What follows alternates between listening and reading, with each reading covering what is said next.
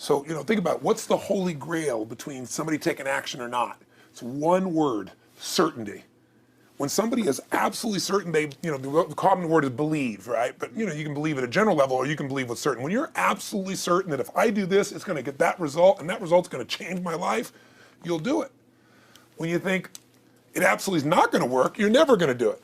The middle no man's land of maybe it'll work, maybe it won't, that's the piece that kills people, right? So if it's a must for you, you got to make it work, right? In our case, right? That's an example. If it's not a must for you and you're not sure, you don't know what to do. So years ago, I'd look around and say, okay, how do people get themselves to follow through that haven't been following through? What's the difference? And I started interviewing hundreds of people, literally, and eventually thousands, because I had thousands of my events. So I'd ask the group to give me their feedback. And I came up with this model. It's like the holy grail of belief, or the holy grail of momentum. It's like the difference between what makes the rich get richer and the poor get poor, right? And the difference we all know is mindset, but like, how's that built? So this is what I did. I created stupid four little boxes, and I'll scribble it here for you. You think about the first thing that determines whether you can do something or not, and I put that in this first box at the top here on the left side, and it's potential. Like, what's the potential of a human being? Like, when you guys started, you proved something no one had done in history. You ran the 4-minute mile, right? For golly knows how many centuries, they're trying to run a 4-minute mile. Roger Bannister does it. How did he do it? Do you remember? You did it in this industry, right? You made $1 million in a day. No one had ever done that in history, right? After you did it, a bunch of other guys are doing it because it became possible. Roger Bannister didn't just go physically practice. He made a shift in his head. He practiced in his head because he could never achieve it physically, so he had to change in his head first so that the result became certain enough he believed it, and then his body got him through. After Roger Bannister ran that 4-minute mile, within 2 years, 37 people ran a 4-minute mile.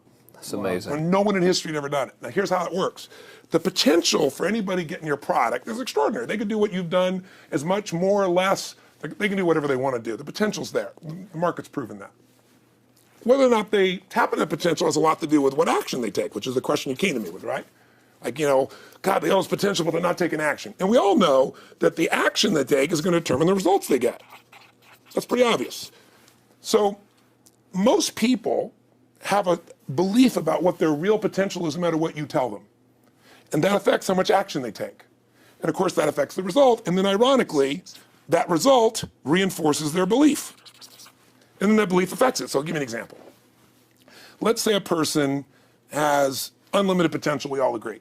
But they take little action, little results. Why? Because they have to start with a problem with their belief. They don't believe it's really going to happen for me. Maybe for Frank Kearns because he's got the cool hair and stuff, or maybe it's for you because you're so driven, but it's not me. Maybe Tony Robbins because he's a freak, got these big teeth. Whatever their thought process is, right? They got this thing, right? But what happens is, if you believe that there's very little potential, how much action are you going to take? Nothing. Nothing, little. And when you take little potential with a little action, what kind of results do you get? Lousy little results. And when you get little results, what does that do to your belief? You go, see, I told you this was a waste of time, told you this wouldn't work. And then what happens? You tap even less potential, you take even less action, you get even worse results, and your belief gets even weaker. And this sucker feeds on itself until you are in a downward spiral. It's poisonous. It's poisonous and it's self-fulfilling. Now, what if something could happen that could come along and fill you with a sense of absolute certainty? Not like I believe, but where you know. In you guys' case, mine as well, we knew because we had to. Because we burned the boats. There was no other option. We had to find a way. We weren't going to live that way. We all did it in different ways and for different reasons, but in essence, that was it. If you get yourself in a state of certainty that this is going to work, I'm going to find the way, and if this doesn't work, I will make the way, then you tap a lot more potential. And when you're certain in your potential, you take massive action. And when you take massive action, you really believe in something, you get great results. When you get great results, your brain goes, see, I told you I was a stud. I told you this thing would work out. Now you're even stronger. You tap more potential, take greater action, greater results. That's how you went from $300 in a week to $2,500 in 5 days to $100,000 in a month to $1 million in a day. Same thing with you. And we get momentum. That's why the rich get richer and the poor get poorer. Now some people go out and they go, well, I'm going to take a bunch of action. All right, I'm going to open this product. I'm going to try it. And they'll say to you, I even did it. But it's like a salesman who goes and knocks on the door, and he knocks on 100 doors and says, you don't want one of these, do you? Yeah, exactly right. And even if he doesn't say it verbally, his face says it because he doesn't believe it's going to work. So his voice, his body, the execution is so weak. Maybe if he talks to 100 people, somebody's going to buy out of pity. They don't want his kids to starve, right? But he's not going to get the result. So the core difference in people is how do you produce certainty when the world isn't giving it to you? you go out and you try, in your case, you're 100,000 in debt and nothing's working. How do you keep yourself going? The way you did it, the way I did it, the way you're doing it, we may not have done it consciously, is we didn't change our potential, that was there. And it wasn't even taking more action. Taking more action with a belief it's not gonna work, it's not gonna change anything. We got results in our head that made us feel certain as if it had already happened. True or false for you? True. Right? So give me an example so people know I'm not just making this crap up. Well, I mean, just like when I had nothing, I already knew I was driving like Ferraris and Porsches and stuff because I always wanted those cars. I already knew I was going to have them.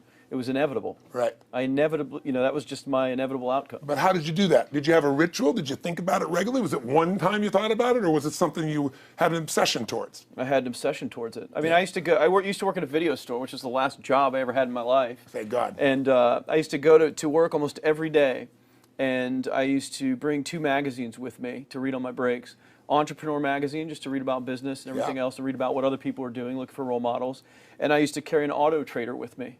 And I used to look at Porsches that were for sale. Yeah. And people always used to ask me, what are you doing with that Auto Trader magazine? I'm like, well, I'm just picking out the Porsche that I'm going to buy. Right. Which probably got you a lot of crap. I did. People made fun of me. Sure. I actually had a boss at that job tell me, you really shouldn't do that to yourself, John, because it's very, very likely that is never going to happen. That it's very likely that you're never going to have that car. Yeah. That's the kind of belief he was trying to put in my head. And I was like, no, you don't realize that it's inevitable that I will drive here sometime in the near future with that car when I'm not working for you and drop movies off for you to put back on the shelf. And that actually happened. And it was one of the most fulfilling days of my entire life. And the great thing was when I pulled up in this car, I was in my mid-20s. Yeah. A car that most mid-20s. What kind of car was it? It was a Porsche 911 Turbo. It was a convertible and everything. Sure. Just a beautiful car. It was one I What always dreamed of having. But for a few years I always circled the ads of which ones I was going to buy. Well, when I finally got it and I pulled up at the store, I had all these people. Some people that were still working at this $7 an hour job were there years after I left. And I'll never forget this, even the boss and stuff, and the reaction of the people was like, wow, that is awesome. Yeah. Is that your dad's car? And all I said to them was, not exactly. Good for And you. I just smiled and just left. But it was, it's the weirdest thing, but I just knew it was going to happen. But you knew it because I conditioned myself you to did it to over know and over it was- again. yeah. When I was in high school, I was not a popular kid, but I was passionate and intense, and I'll never forget. Some particular girls gave me some crap, and a guy too.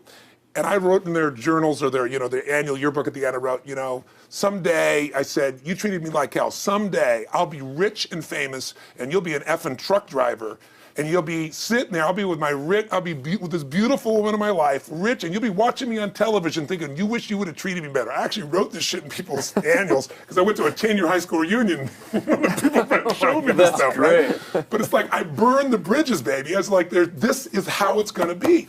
So I'll give you a perfect example of this. They did studies, many have been done at this element, where they want to say, how much does the mind affect performance? So take basketball. And I've worked with a lot of NBA players and turned them around, and one of the problems many of them have is they'll choke on the free throw line. Well, everybody knows in that case, if you normally shoot really well and now you're not, something's interfering, something's getting in front of your state, some uncertainty, right? Obviously. So they take a group and say, we're going to make them better. How do you make somebody better who has got this mental block? So they take a group of guys and they're going to do free throws, and they do one group where they just practice for 6 weeks. Totally intense practice, and I forget the number of free throws, but they got to do this many free throws every day. Take a second group, and they have them not practice at all. Obvious. And they take a third group and they don't let them touch a basketball. All they do is have them practice in their mind, but the key is, it's not practice makes perfect, it's perfect practice makes perfect, as corny as that sounds. So these guys see themselves making the shot every single time, conditioning their mind and body that it's perfect every time. They're not interrupted by a reality that would screw with them. So at the end of 6 weeks, they tally it up, and now they give them a test to see who has the highest free throw percentage, success. What do you guess it's going to be? Well, the obvious person says, obviously, it's not the guys that didn't practice, but which one is it, the mind, or is it the ones that actually practice? I'm assuming the mind. Yeah, you would assume it because it's true. Right. You intuitively know the truth, that practicing's not enough. It's getting yourself so certain so many times that now when you go to do it, there's no hesitancy and you execute. It's having that absolute certainty that makes you tap your full potential, take massive action, get massive results, be reinforced to have even stronger belief. This is what makes somebody a star at anything. It's like Jack Nicklaus, the golfer. Yes. He visualized every shot and where it was going, landing right where he wanted it before he ever hit it. Every single time. And what do most Every golfers single do? time. They just take a practice swing and they kind of hope for the best and point in the right direction and hit it.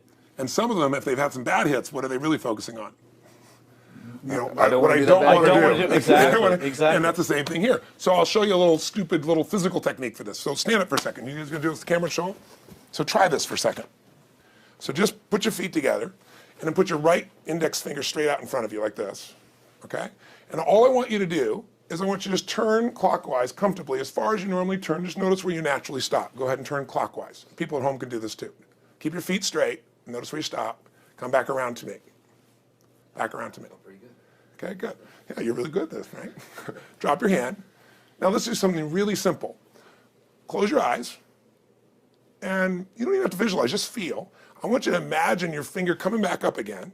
And this time, see and feel it coming up. Don't actually make it happen, but feel like it's happening. Imagine in your mind that you're actually doing it. You're seeing it, you're feeling it. And then make it like a game where you turn twice as far this time. Like you're a little kid, you know, somebody measures you and you go, I'm taller, come on, measure me this week. And that desire to do a little further. And then in your mind, do it again. Your feet are straight together, and in your mind, feel your finger coming up, see it coming up, and imagine going 3 times as far this time. And then one more time, bring your finger up, and you're like an owl. Your feet are straight, and you turn all the way around, and it comes all the way around to the front. See it and feel it and enjoy it each time, like it's a game, like you can't wait to go further. And you know you do, every time. And then when you can feel that, and it feels good, then open your eyes, and now put your finger straight in front of you, and turn as far as you can comfortably, and see what happens this time. Go. Break my back. Now notice, I don't know if the camera's got it, but you don't even have to ask the camera. You can ask yourselves. Come back around. Did you go further this time, yes or no? A lot further. I think A I lot went about further. 50% further. 50% Yeah, further. How much further for you? About the same. Yeah.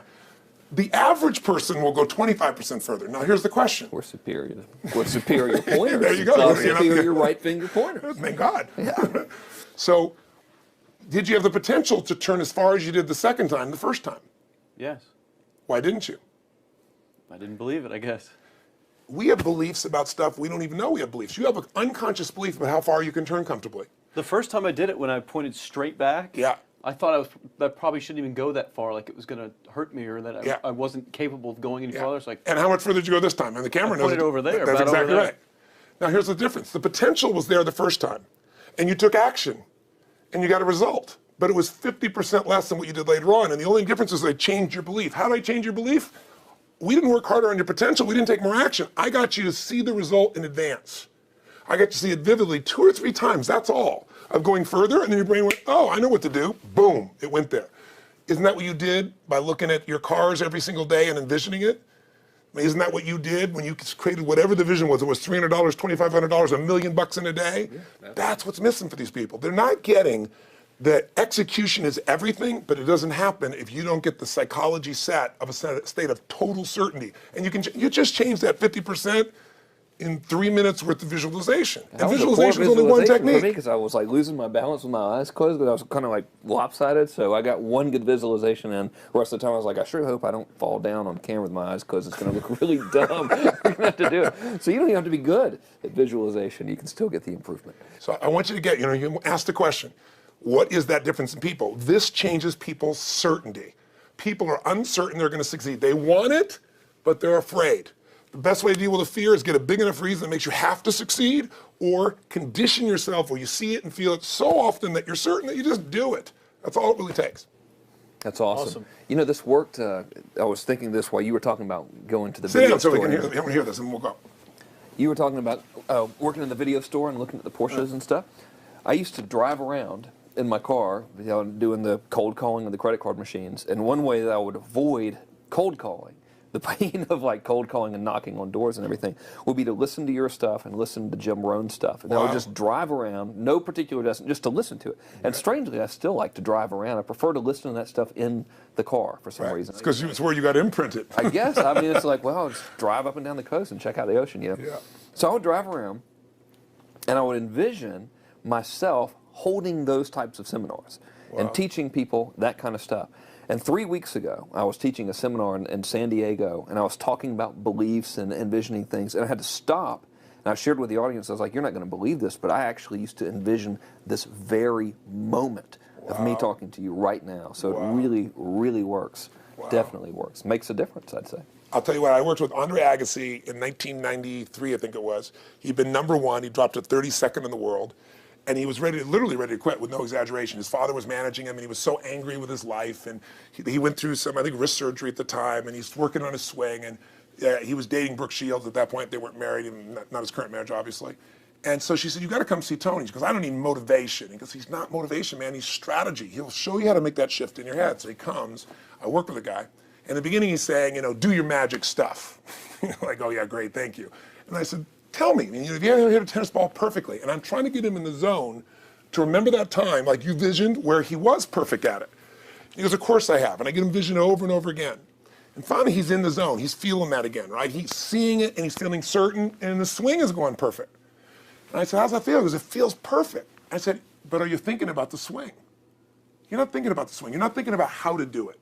You're just seeing the result you want so vividly that it's there. So all I did was train him how to go in that state over and over again. He won the next weekend. The second weekend, he came in second. Within 6 months, he was #1 in the world again, and he gave me unbelievable credit. But all it was conditioning the mind.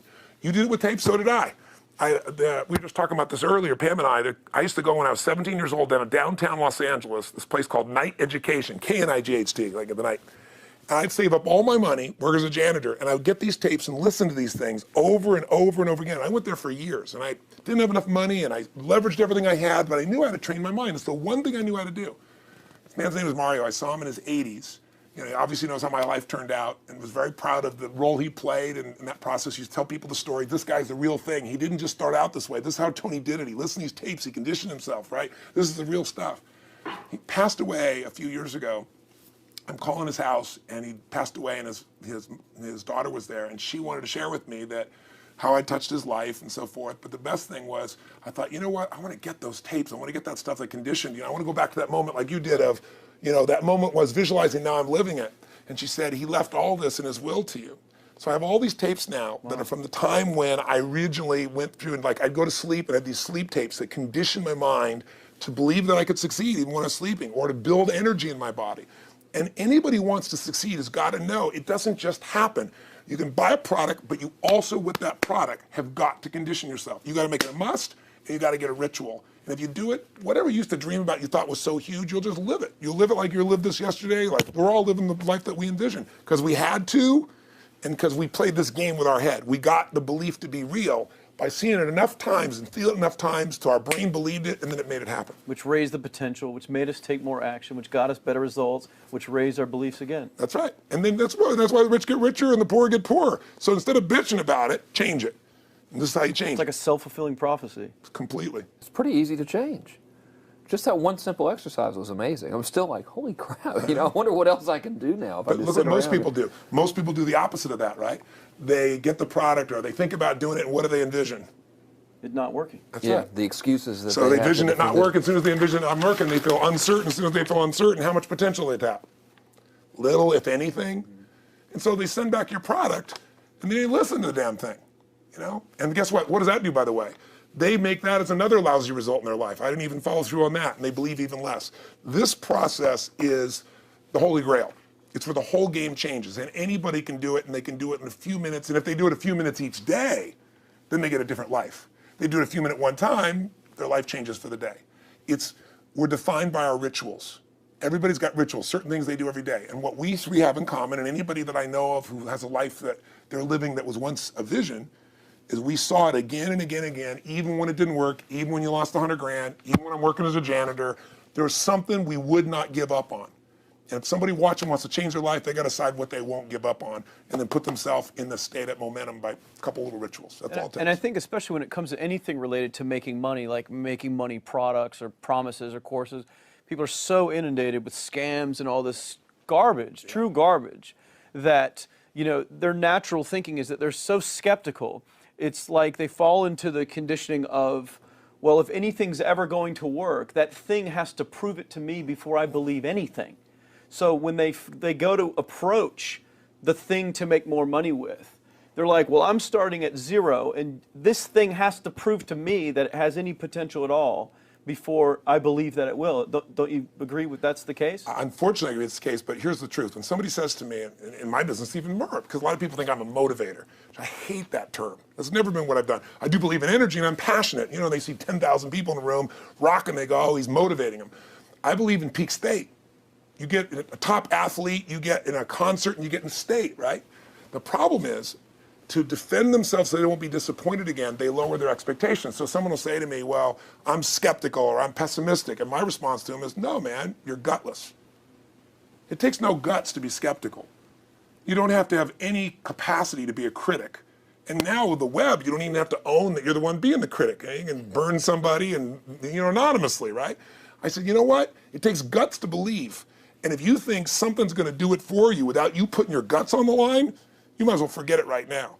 So this idea that I'm skeptical or they got to prove it to me, it's the biggest lie. What that really is your fear talking. You're so scared of failing, you don't even want to get your hopes up. And if you don't get your hopes up, you might say, well, what if they get their hopes up and somebody gets disappointed? How many disappointments have we experienced in our business careers and in our lives? The difference is some people take disappointment and let it destroy them. Other people take disappointment and let it drive them. And you get to choose. Are you going to turn this thing into why it didn't work and a bunch of stories and excuses, or are you going to take this thing that didn't work and figure out what are you going to do to make it work? And it may not happen the first time, the second time, the third time, but the people that are relentless find the way. And it's the common denominator in all these guys that are kind of our friends or family, money masters, the new money masters is they all did it with will. Nobody here inherited this stuff. Everybody figured it out. Mm-hmm. And keep figuring it out. And it's going to keep changing. And you say, you know what, 1% of 99% of the money being made is being made by 1% of the people because only 1% of the people will condition their mind and condition their body and follow through with some daily rituals. The rest will tell a story about why it didn't work, how it wasn't their fault. And you got two things in life. You got results or you got a story, And too many people think that 1% is somehow entitled to it and they're not, which is, it's just all in the head. It's all in the head. Belief. It's all in the head, which can be changed with some conditioning. Basic conditioning. You just proved it to us. That's fun. That's why I made Get the Edge and Personal Powers, because I understood that from the very beginning. Originally it was 30 days, and years later people would say, I've heard all the great results and everything else, man, but I don't have 30 days, and I'd be behind the glass, focus group, watching these people want to shake them, like, you don't have 30 days to change your life, I thought, okay, I'll make it 7 days, just one, because after 7 days, you get momentum. I mean, think about it. When do people's lives change? In a moment. It doesn't change in 10 years. Your life may have sucked for 10 years, but there's one moment when your whole life changes, the moment you decided. When you said, no more, and I'm doing it, and you kicked yourself in the ass, and you made yourself go do something, right? When you finally said, enough, no more, I quit, or let's begin, or I love you, there's a moment when somebody's life changes. And that can be gotten in a couple of days. So people watching don't have to wait until they've mastered everything. They got to get started and do what's next, and just put themselves in a state where they start making some progress. Well, there it is. I think that's the answer that can help solve that problem with a lot of people. They'll just pay attention to it and do it. The bottom line is, all three of us and some of the people that we consider as family that are part of this process, we've all done well, and we don't need to do this stuff. We're able to do the stuff because underneath it all, people can see in your eyes, Frank, when you talk about $2,500 you made that day and the joy, right? Or you talking about not willing to settle, and just, I don't care what they say. They tell me I'm going to sit here and I should lower my expectations. I'm going to be driving my car in here and they're going to be delivering a video to me. There's something inside of every human being that will make it click, that'll make it so that today is not like yesterday and tomorrow will be different forever. And that process is an emotional hook. And what I hope is people watching this stuff, maybe something in here will piss them off enough or remind them of something or say there is a plan and it isn't just luck. And if I just get my big enough why, and I get a little system for conditioning myself, and if I start to feel overwhelmed, I just do one next step. And I keep learning and keep moving forward, I will get there. And if we accomplish that out of this conversation, then this conversation was kick-ass and fun, not just for us, but it'll be something that we'll be really proud of a long time. Whether that happens or not really has nothing to do with us, but whether or not people take it in as real and do something with it. I hope they will. I think a lot of people will. I think they will. Thanks a lot for meeting with us. Thank you. Interrupting your shoot here. Yeah, go back to the next one. Go back to the next Thanks, guys. Thanks. Yeah.